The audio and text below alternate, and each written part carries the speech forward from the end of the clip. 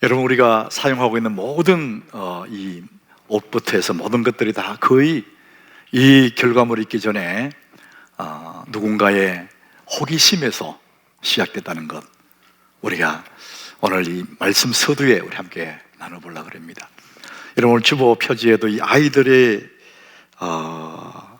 하늘을 가리키면서 앉아있는, 그래서 여러분, 아이들은 그 마음에 이 호기심을 가지고 있거든요. 엄마의 품 안에 있던 아이들이 이제 세상을 바라보면서 모든 것이 호기심이에요. 그래서 이 아이들이 세상을 향한 호기심을 통해서 세상을 배우게 됩니다. 세상을 향한 호기심이 그 아이의 새로운 삶을 인도하지 않습니까? 여러분, 우리가 하나님을 향한 호기심은 우리를 더 깊은 신앙의 세계로 인도하는 거거든요. 이 갈망, 호기심.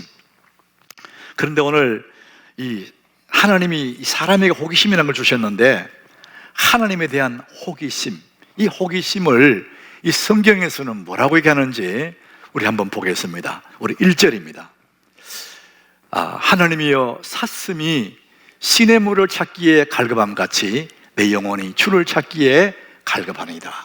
이 갈급함이라는 이 용어, 세상을 향한 호기심을 성경에서 뭐라고 했냐면은 갈급함이다, 이렇게 표현을 합니다. 2절에도 보면은 이 호기심을 다른 용어로 쓰는데, 우리 같이 읽어봅니다. 내 영혼이 하나님을, 곧 살아계시는 하나님을 갈망하나니 내가 어느 때에 나가서 하나님의 얼굴을 배울까. 이제 갈망한다, 이 갈망이라는 표현을 썼어요. 그래서 아이들이 가지고 있는 그 호기심을 통해서 세상을 배우게 되는데, 우리 사람들의 마음속에 있는 호기심, 하나님을 향한 이 호기심, 이것 또한 성경에서는 갈급함, 갈망, 다른 말로 하면 목마름, 이렇게 표현을 썼어요.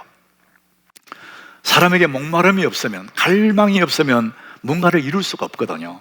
그래서 우리 사람들에게 하나님이 이 목마름이라는 걸 주셔서 우리 삶을 지탱하게 만들었어요. 이 목마름은 두 가지가 있습니다. 첫 번째는 세상을 향한 목마름이에요. 뭔가를 추구하고 싶은 이 목마름이 있기 때문에 우리가 의식주 생활을 하게 되고 삶을 지탱하게 되는 것입니다. 또 하나의 목마름인데, 그게 뭐냐? 하나님을 향한 목마름이에요. 열망, 갈망, 이렇게 표현했겠죠. 하나님에 대한 목마름, 그래야 우리 하나님의 은혜를 사모하게 되는 것입니다. 자, 우리는 이 두 개의 목마름이라는 하나님이 주신, 하나님의 우리에게 주신 하나님의 선물이기도 한데, 우리 그런 생각을 가지고 오늘 시편 42장을 보면은 이 시편이 더 우리 마음에 들어와요. 자, 우리 시편 42장 시작하기 전에 이 표제어에 보니까 이렇게 썼습니다. 고라자손의 맞서길, 인도자를 따라 부르는 노래, 이렇게 했어요. 이 고라자손의 맞서길이다, 이렇게 썼거든요. 자, 그래서 학자들이 이 시편 42장은 고라자손이 쓴 시다, 이렇게 말을 해요. 그러나 더 많은 학자들은 고라자손이 쓴 것이 아니고 다윗의 시를 고라자손이 관리를 했다, 이렇게 보는 거예요. 그 이유가 뭐냐면은 이 시를 쓰는 그 패턴들을 보니까 다윗의 시와 아주 흡사하다는 거예요. 자, 그래서 많은 학자들은 다윗의 시다, 이렇게 말을 합니다. 자, 우리는 이 고라자손의 시다, 다윗 자손의 시다, 그것은 아무런 의미가 없습니다. 누가 썼다고 한다 할지라도 이 해석은 달라지지 않습니다. 자, 그래서 우리는 오늘 많은 학자들의 견해를 따라서 다윗이 쓴 시다고 이렇게 본다면은, 이 시편 42장 배경은 사무엘하 17장의 배경으로 이렇게 볼 수가 있습니다. 거기에 무슨 내용이 있냐면은 이 다윗이 왕이지 않습니까? 왕궁의 왕으로 살고 있는데, 어느 날 다윗의 아들 압살롬이 아버지의 왕 자리를 탐을 해요. 그래서 칼을 들고 아버지를 죽이려고 그래요. 그러니까 이 아버지는 아들과 싸울 수가 없으니까 그냥 자리를 놓고 도망을 가는 거예요. 황급히 도망을 가는데, 그게 사무엘하 17장에 나와요. 너무 급해서 머리를 헝클어진 채로 맨발로 막 도망을 가는 거예요. 여러분, 그 상황을 한번 생각해 보세요. 세상에 이것보다 더 기막힌 상황이 어디 있어요? 다윗은 지금 맨발로 도망가면서 그 심정을 이 시편 42장에 표현을 했다는 거예요. 그는 왕자리에서 쫓겨났습니다. 왕궁에서 도망을 가고 있어요. 자, 그러면은 다윗이 마음속에 왕자리를 다시 찾아야지, 내가 왕궁에 돌아가야 되겠다, 이런 전략을 세우고 이런 기대를 가지고 온통 왕자리 뺏긴 데에서 분함이 있어야 되잖아요. 그것이 보통 사람들의 마음이거든요. 자, 그런데 오늘 이 2절에 보니까요, 다윗이 왕자리를 갈망하지 않습니다. 우리 2절 같이 읽어봅니다. 내 영혼이 하나님 곧 살아계시는 하나님을 갈망하나니 내가 어느 때에 나가서 하나님의 얼굴을 배울까? 다윗은 두고 온 왕자리, 왕궁이 갈망하는 것이 아니라, 왕궁에 대한 목마름이 있는 것이 아니라 하나님을 갈망하는 것.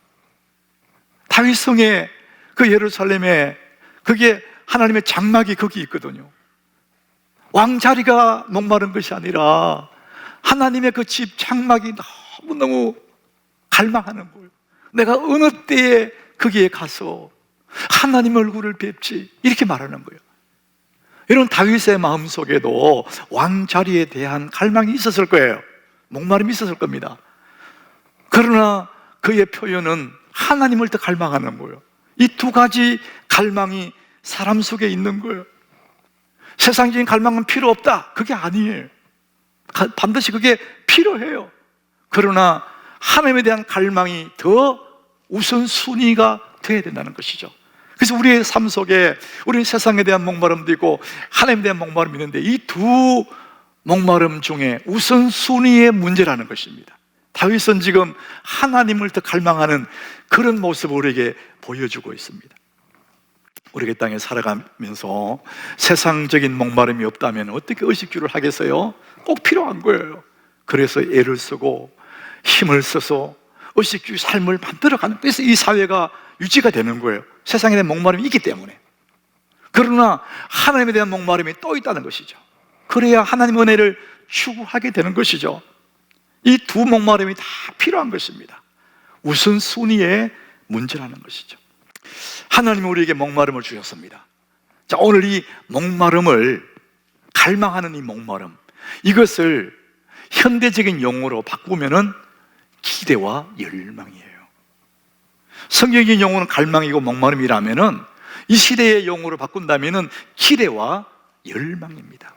자, 오늘 저는 그 메모지에 주보 설교 그 란에 괄호를 나눴어요.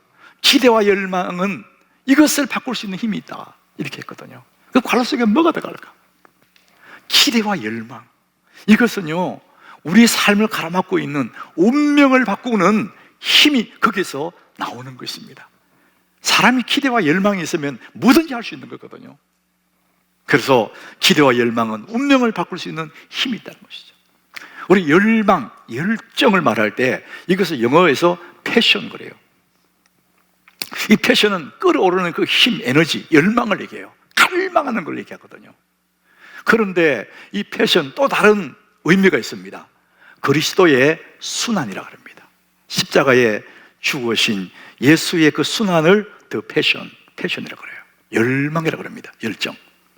자, 그런 의미에서 이 기대와 열망은 우리의 운명을 바꿀 수 있는 힘이 있을 뿐만 아니라 심지어는 죽음까지도 이길 수 있는 힘이 패션, 열정에서 나온다는 거예요.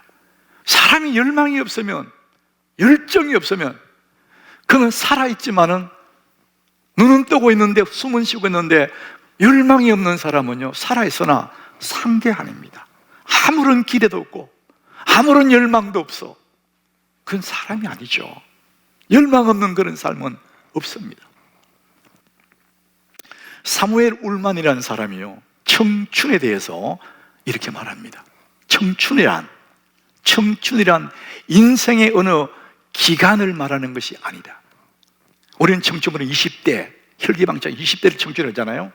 그런데 사무엘 울만은 인생이란, 청춘은 인생의 어느 기간을 말하는 것이 아니다. 오히려 그 사람의 마음에 말하는 것이다. 마음의 상태. 몸은 늙어간다 할지라도 내 마음의 상태가 청춘일 수 있다. 세 가지 이유에서 마음의 청춘을 얘기합니다. 첫 번째, 강인한 의지. 나이는 들어도 마음속에 강한 의지가 있다는 거예요. 두 번째, 풍부한 상상력. 꿈을 꾸는 거예요. 풍부한 상상력.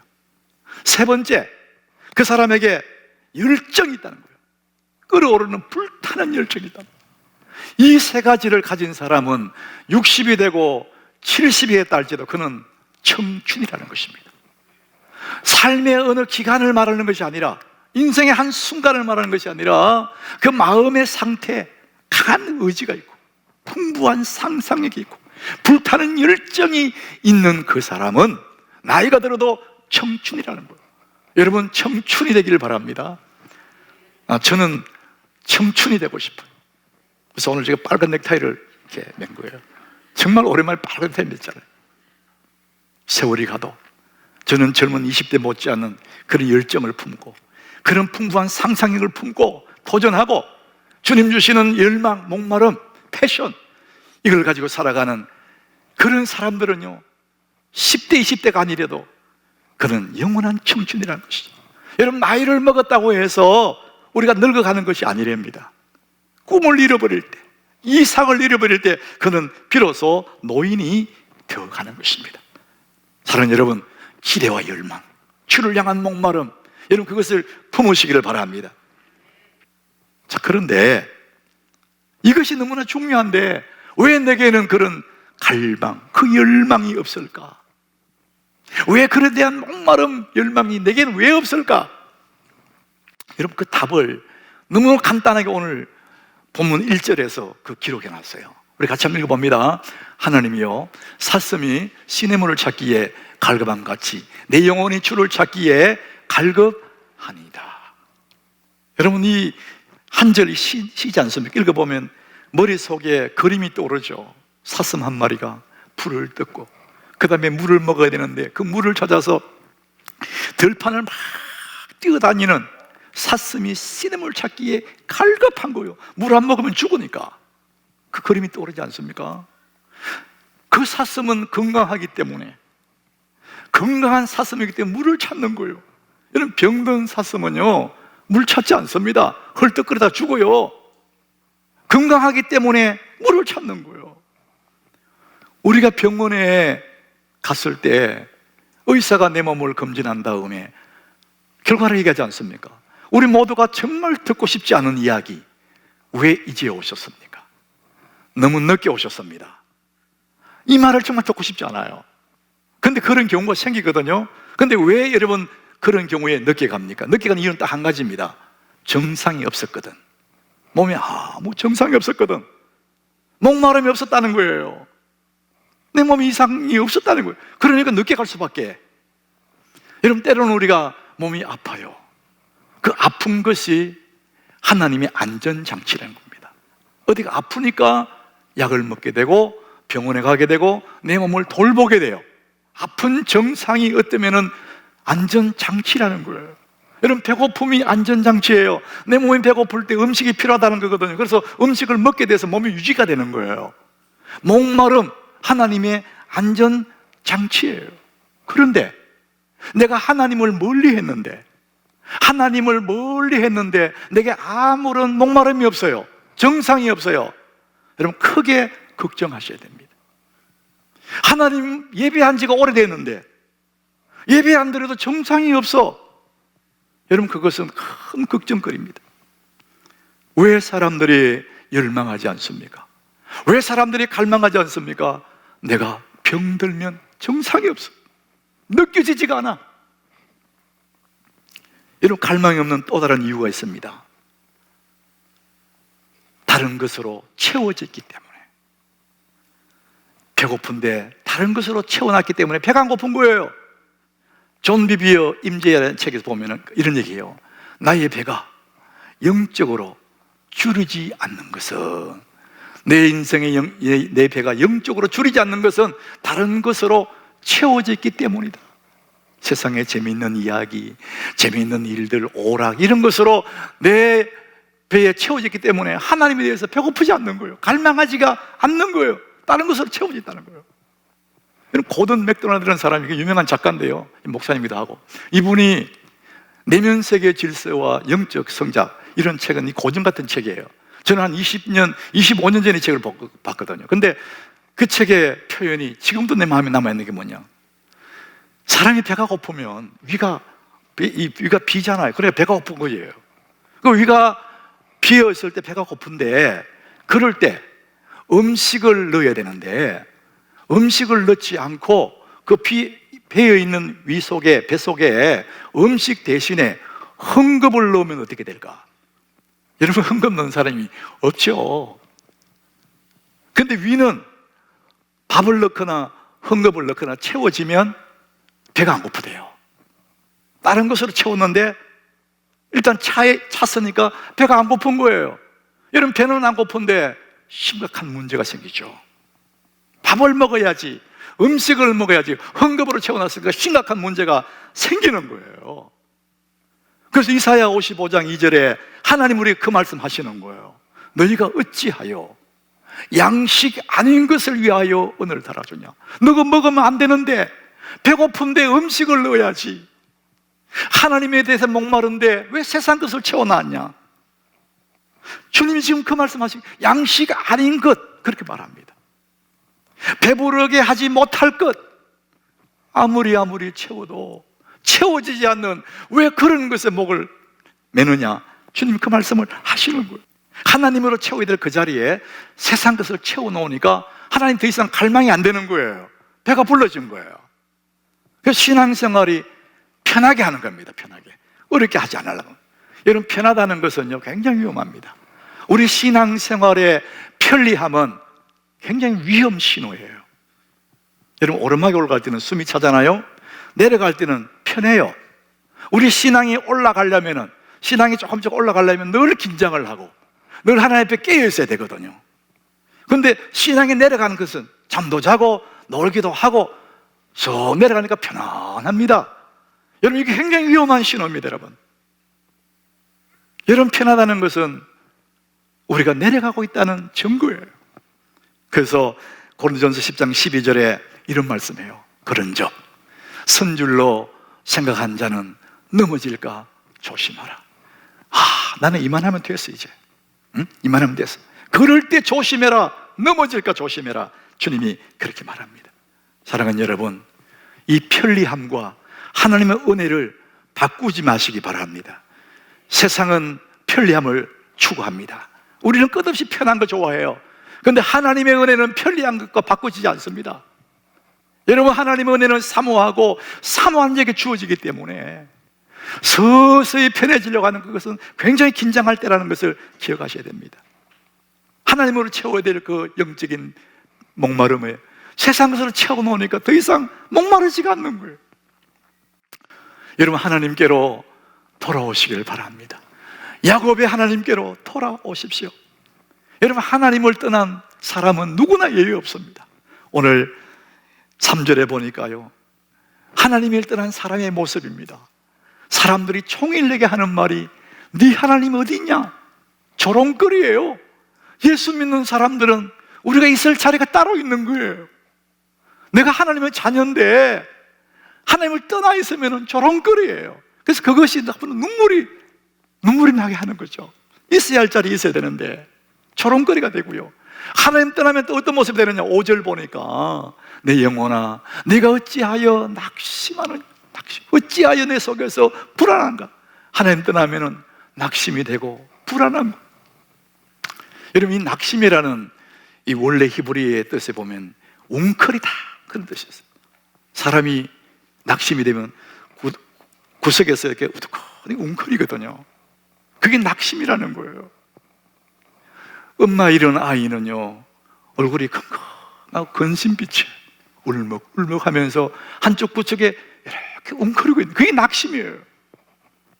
엄마 이런 그 아이에게는 맛있는 사탕, 초콜릿 다 필요 없어요. 세상에 좋은 장난감도 그 아이에게는 손에 안 잡힙니다. 오직 엄마를 만나야 되는데 엄마 대신에 아무리 좋은 거 줘도 그 아이는 만족하지가 않아요.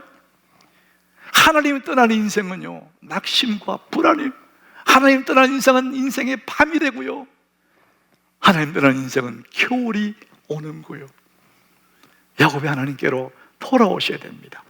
사랑하는 우리 하나님께 가족 여러분, 하나님께로 돌아오시기를 바랍니다. 여러분, 우리가 사는 시대는요, 하이테크 시대예요.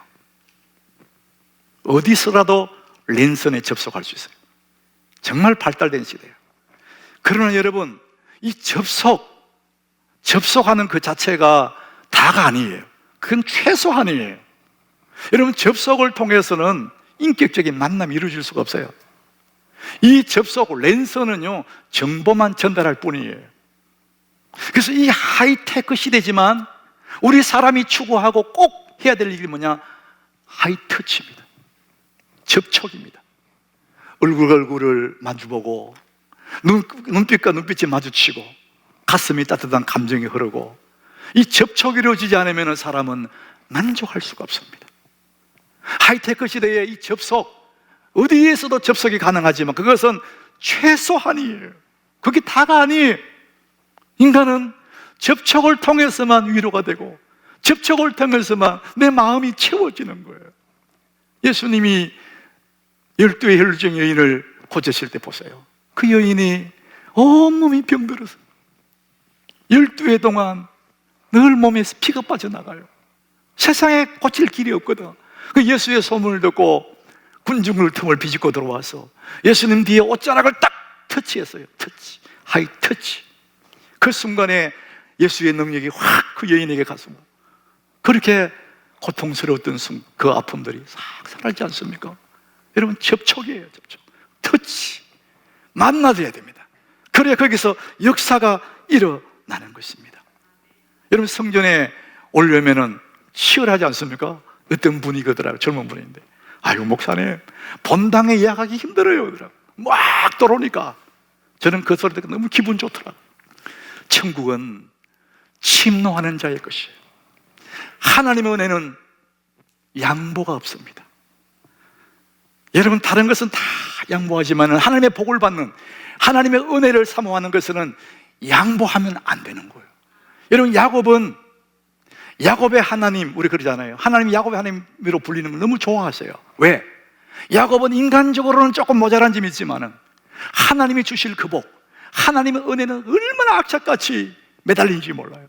형님한테 팥죽 주고라도 속이고라도 하나님 복을 차지하려고, 은혜를 차지하려고 했던 그 야곱을 하나님 너무 좋아하시는 거예요. 에서는 힘도 있고 좋았지만 장자의 명분을 팥죽 한 그릇에 쉽게 팔아버리는 그 에서를 하나님이 기뻐하지 않는 거예요. 여러분, 하나님 은혜를 사모하시기 바랍니다. 본당에 들어오려고 애를 쓰셔야 되는 거예요. 왜 내게는 세상의 열망보다 하나님에 대한 열망이 없을까? 여러분, 걱정하셔야 되는 거예요. 우리 오늘 본문 2절을 같이 읽어봅니다. 같이 읽습니다. 내 영혼아, 하나님과 살아계시는 하나님을 갈망하나니 내가 어느 때에 나가서 하나님의 얼굴을 배울까? 내 영혼이 하나님과 살아계신 하나님을 갈망한대. 열망이다, 열망. 근데 거기서 멈추지 않고 내가 어느 때에 나가서, 어느 때에 주의 전에 나가서 하나님의 얼굴을 배울까? 여러분, 믿음의 선배 다윗 같은 사람, 하늘 은혜를 누렸던 그 사람들은 주를 향한 목마름, 기대와 열망, 어떤 것보다 앞서고 하나님, 살아계신 하나님을 갈망하고 내가 어느 때에 나가서 하나님을 배울까? 그 갈망을 품었기 때문에 그는 한 시대의 별같은 사람으로 살아간 것입니다. 사랑하는 여러분, 기대는 열정을 낳고 행동은 결과를 가져오는데 우리 하나님교회 교우 여러분, 하나님을 갈망하시기 바랍니다. 하나님에 대한 목마름을 가지시기 바랍니다. 기대와 열정으로 운명을 바꿔내는 그 에너지는 하나님을 갈망하는 그 열망 속에 있다는 것을 믿으시길 바랍니다.